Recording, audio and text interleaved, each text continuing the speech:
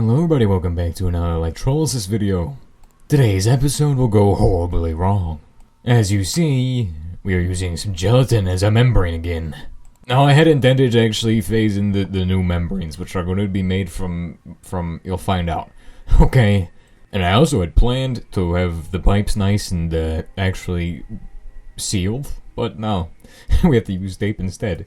I think I'll save that for the next video. We'll seal all the pipes and do all that, and we'll actually make this a permanent setup and have the new systems implemented.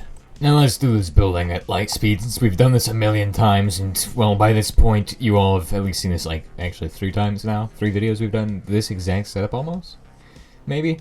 Yeah, okay. Only thing that's worth noting is that I wanted to save on duct tape, because, yeah, why not? So I tried using plastic bags. This is a mistake. If you're gonna try using tape, you need duct tape in there, and electrical tape. I decided to start with sodium hypochlorate this time, aka bleach, as it's more pure than the actual table salt. Table salt actually contains sodium iodide, I think. This is actually just the worst starting material ever. This is probably where I went wrong. The membranes were perfectly fine at the start of the video, but the second the bleach comes in contact with them, it probably just melted straight through. Another reason to start with bleach is that you can actually turn it into salt. See, to get salt water from bleach, you want to just expose the bleach to, like, light itself, because that just does magic to it. That's why the containers are opaque. But if you really wanted to actually break apart, you want to expose it to sunlight, because it's got extra spicy amounts of light waves in it, you know? AKA UV light waves, which are literally ridiculous. Anything in the purple-violet section of the spectrum is very spooky. That's where you can find the gamma rays. They're in the violet section, but yeah, I digress. You see, the only reason it's actually able to seal when you use duct tape and electrical tape combined, and not either of them alone, is that the duct tape actually provides adhesion, while the electrical tape can adhere to the duct tape, applying even more pressure to it. So it basically holds it in really tight, while the actual duct tape is just, you know, just there to actually act as a place for a landing spot for the electrical tape. Because the electrical tape does not like the PVC at all. In fact, it does not like anything at all. It's not very sticky. It's just bad.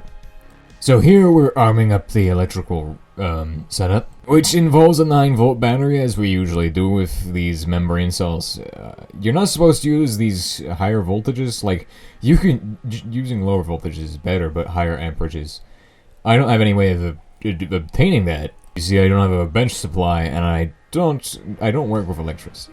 Anytime I mess with electricity, it always goes wrong, because my electrical skills are the worst on the planet. However, I do dismantle things. We did a microwave video ages ago, and I keep mentioning it, even though honestly, it's not as good as the videos we do nowadays. So on the side where the sodium hydroxide is supposed to form, because the sodium ions get, you know, they come across the membrane and do all that fun stuff, it began leaking here. It was leaking there. It was seriously leaking there. Holy crap, it was leaking. It was leaking more than the Titan 1C, the world's first single-use submarine, as they say, I think.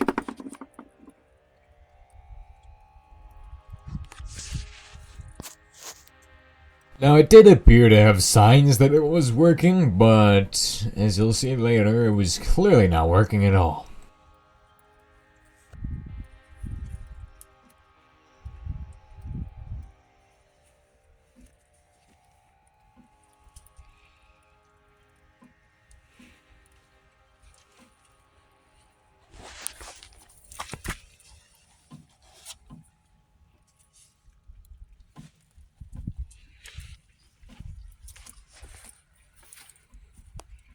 Now this side is the side that's loaded with the bleach, of course, which, it wasn't looking too good. I mean, I didn't really see any fluid in there, and it seemed like the fluid level had decreased, although I didn't put too much starting fluid in there, which, I should have known at the time that it basically leaked over to the water side.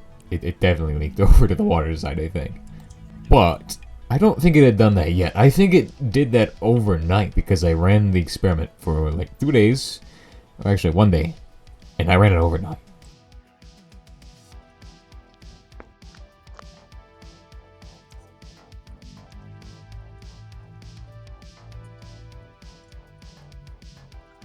Like I said earlier, leaving bleach out in the sun will turn it into salt water, and the water will basically evaporate out, and you'll be left with this salt, as you can see here. And so 24 hours later, it was time to go investigate what had happened and see if there was anything cool, like if I had managed to get sodium hydroxide. My hopes were very high at the time, although I did not realize that this went horribly wrong. Although it didn't go too badly. You'll see that later in a bit. As I'm only really just now discovering what exactly happened, and I'm putting like 3 and 3 together, and getting like 6 or so. Now this is what happens whenever you do electrochemistry. These things actually just get super rusty. This is typically due to exposure to like the actual electrolyte, but also in some cases due to exposure to the products of it. For example, the electrolyte is made of salt, so it'll be much slower if it's only being exposed to salt. However, if it's exposed to like the bleaches that are formed, then it's going to be very fast oxidizing. The actual this thingy, the metal.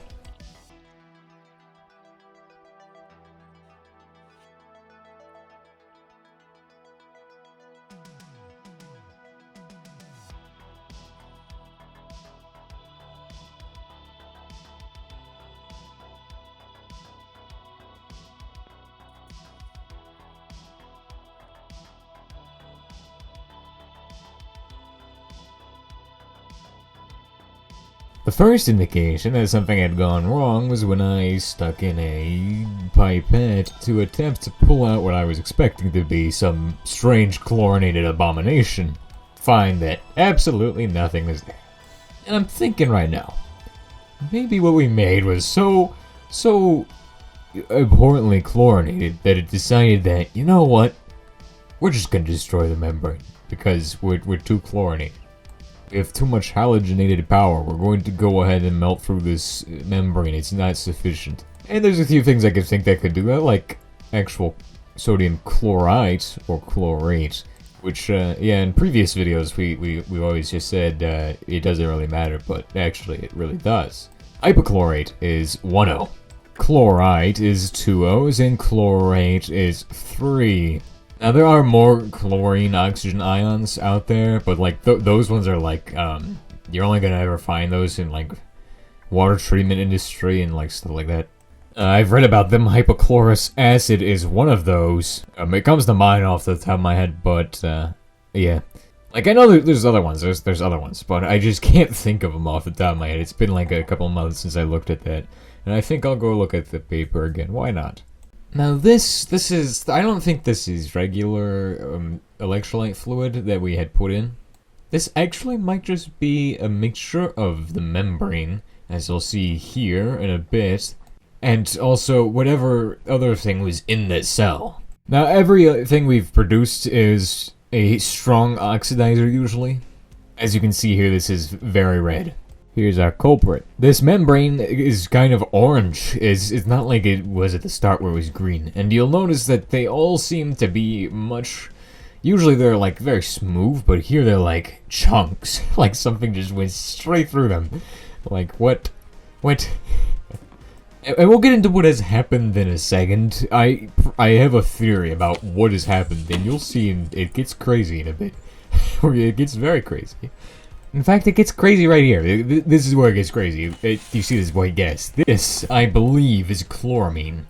Now, to say it's chloramine exactly, that's kind of... that's never the case usually.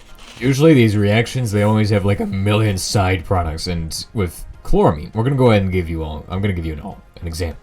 If you mix ammonia and bleach, you get chloramine and like 4 other side reactions. Unlike popular belief, this is not mustard gas at all. In fact, mustard gas contains sulfur, whereas in ammonia and bleach you do not have any sulfur. You should not have sulfur in ammonia and bleach. There's something very wrong if your bleach contains sulfur. But this is the characteristic white gas you'd expect if you were to mix ammonia and bleach. And it could be hydrogen chloride, which was my first suspicion, was that it was that. But the ambient humidity, I don't know, maybe that would make no sense at all. Because there'd be no reason for it to be hydrogen chloride at all. Anyway, this is a mixture of chloramine, hydrazine, and like 2 other things that I forgot what they were. Probably also elemental, actually nitrogen. Nitrogen's one of the things, yeah. Now, chloramine is very dangerous and is often accidentally made when people are cleaning.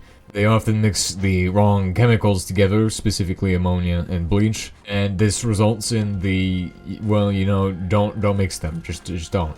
Chloramine also forms in public swimming pools. Of course, since we're in a well-ventilated outdoor area, we'll be fine.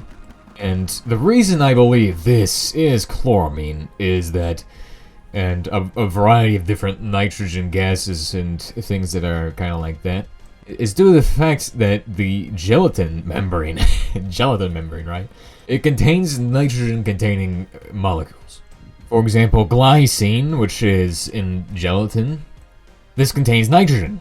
So, when you have bleach and an organic material containing nitrogen, what oftentimes happens, which we can cite public swimming pools for this one, is that you end up with the actual chloramine reaction. We'll call it chloramine reaction, why not?